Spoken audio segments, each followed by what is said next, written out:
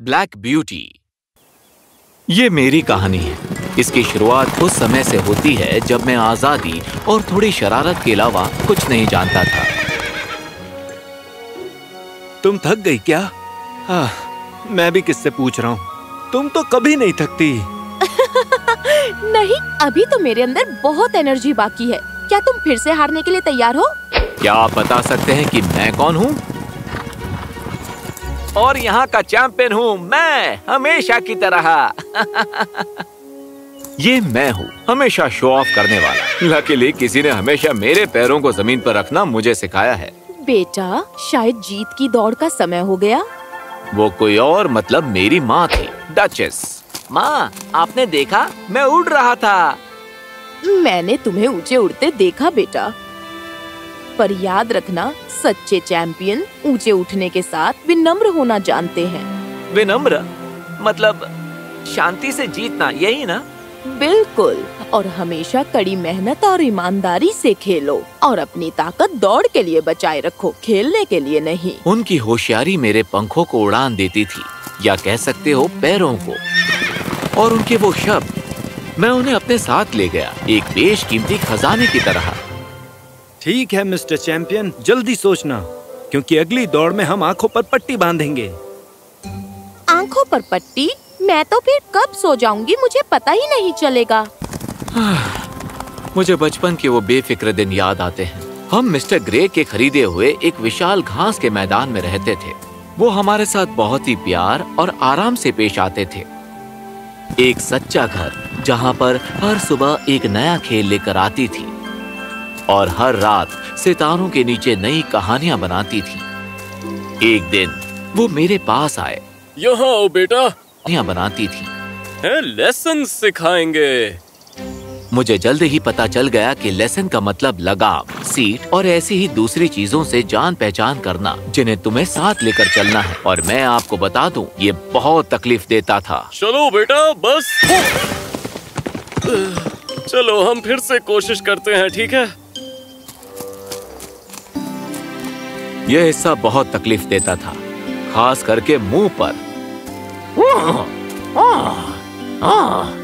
लो बेटा, लो कुछ ओट्स खाओ। Good boy. मैंने उन पर भरोसा किया और जल्द ही मुझे लगाम की आदत हो गई। बाद में ज्यादा खाना भी मिलने लगा। फिर बारी आई सीट की। मैंने अपनी माँ को पहले भी इंसानों को घुमाते हुए देखा था। अजीब बात है, मुझे अपने मालिक को घुमाते हुए गर्व महसूस हुआ। क्या बात है, हीरो लग रहे हो। अगला नंबर था शूज यानी नाल का। ये क्या है माँ? Tap shoes? नहीं बेटा, वो सड़क पर तुम्हारे खुरों की रक्षा के लिए है, नाचने के लिए नहीं। जब मैं अपनी नई चीजों का इस्तेमाल करने की आदत डाल रहा था, जॉन मैनली आ गया। तुमने एक घोड़े का जिक्र किया था, मिस्टर गॉर्डन को भी एक चाहिए। मिस्टर गॉर्डन जॉन के बॉस थे, जो पास ही में एक बड़े घर में रहते थे। कहाँ है? ओह, मैं वहाँ था, हट्टा कट्टा और चमकता हुआ। जॉन मुझे देखकर ही अपने होश खो बैठा। क्या ये वही है? जी हाँ, ये सिर्फ एक सुंदर चेहरा नहीं है। क्या ये वही है? अनुशासित भी है। मैं इसे ले जाऊंगा।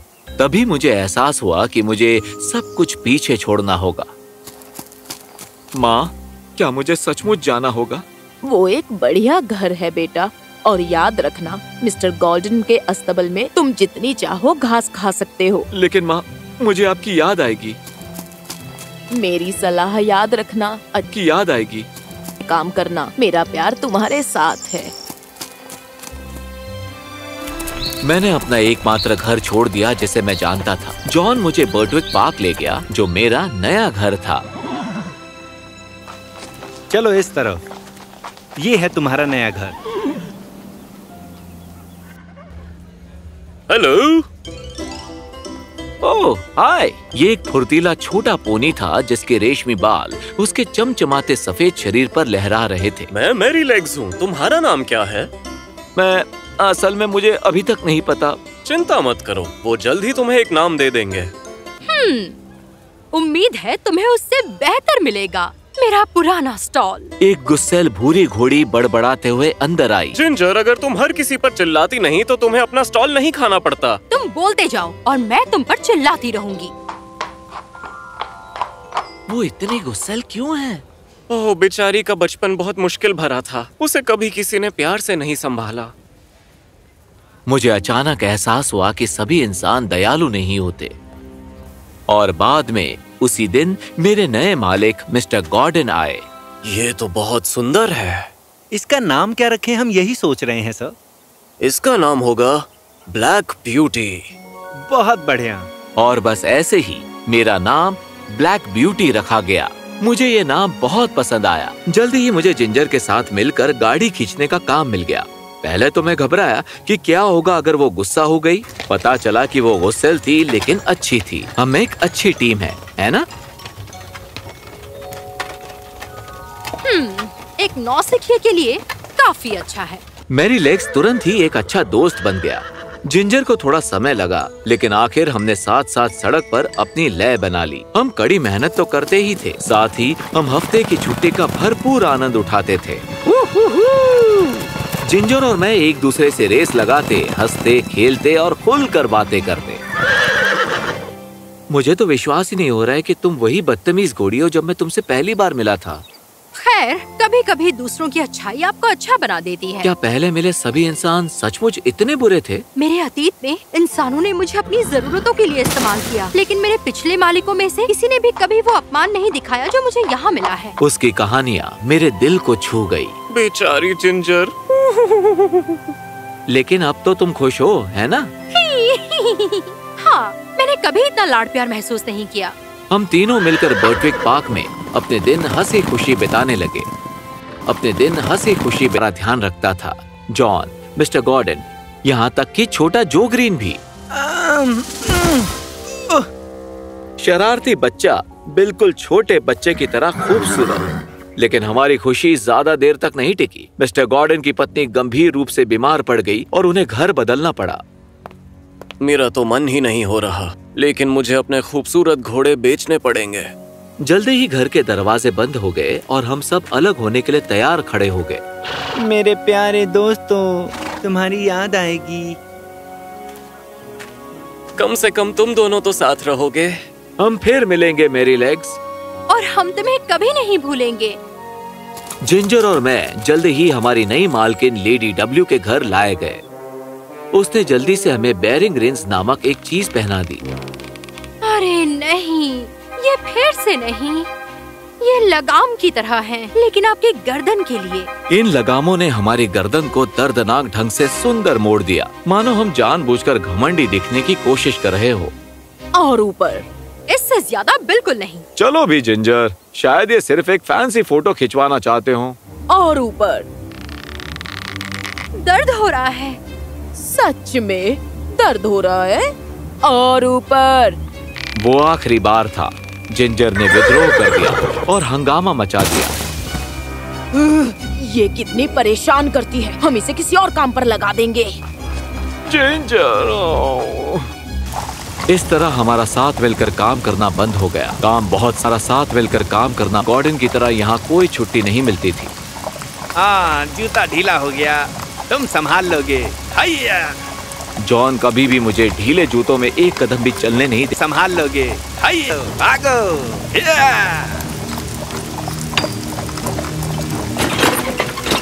निकम्मो, चलो जल्दी। मैं सूजे हुए पैरों से लंगड़ाते हुए निराश होकर आया था। वहीं जिंजर ऐसी दिख रही थी जैसे उसने पेंट मिक्सर से लड़ाई हार ली हो। हे ब्यूटी, आखिर उन्होंने तुम्हारे साथ क्या किया? लेडी डब्ल्यू के कठोर व्यवहार ने अपना असर दिखाया था। उसे इस तरह देखना दिल दहला देने वाली बात थी। कल मुझे दूसरे मालिक के पास भेजा जा रहा है। नहीं, मैं तुमसे अलग होने के ख्याल को बर्दाश्त नहीं कर सकता। यही तो जिंदगी है मेरे दोस्त। मुझे तुम्हारी बहुत याद आएगी। उस रात हमने साथ में बिताए अपने आखिरी पलों को जितना हो सके उतना जिया। सुबह होते ही मेरी प्यारी दोस्त चली गई थी। मैं अक्सर अपने अतीत के अच्छे लोगों के बारे में सपने देखता रहता था। जॉन, जिसने अच्छे से सब कुछ सिखाया। लिटिल जोगरी, जिसकी शरारतों से एक किताब भर सकती है। और मेरी प्यारी माँ डचेस, जिनकी प्यार भरी सलाह आज भी मेरे कानों में गूंजती है। मेरी सलाह याद रखना, अच्छी तरह और कड़ी मेहनत से काम करना। मेरा प्यार हमेशा तुम्हारे साथ रहेगा। जब ये यहाँ आया था तो बहुत अच्छा था, अब जरा देखो तो इसे बेचने का समय आ गया है। इसी के साथ मैंने लेडी डब्ल्यू का मेहनती काम छोड़ा और जेरेमी एक घोड़ा गाड़ी वाले के साथ एक नया घर ढूंढ लिया। ये ज्यादा कुछ नहीं है, लेकिन इसमें सभी तरह का खाना शामिल है। अगर सिर्फ घास को खाना मानो तो। गाड़ी खींचना आसान नहीं था, काम ज्यादा था, लेकिन जेरेमी का बर्ताव इस कठिन दुनिया में एक छोटी सी राहत थी। जिंजर? शहर के धुएं में मैंने एक बहुत ही जाना पहचाना रूप देखा, एक कमजोर चेस्टनट घोड़ी। जिंजर, क्या ये वाकई तुम हो? अरे हम रुके क्यों हैं?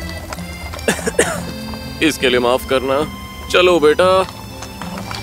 जैसे जैसे मौसम बदलता गया, जेरेमी और मैंने मिलकर कड़ाके की सर्दी का सामना किया।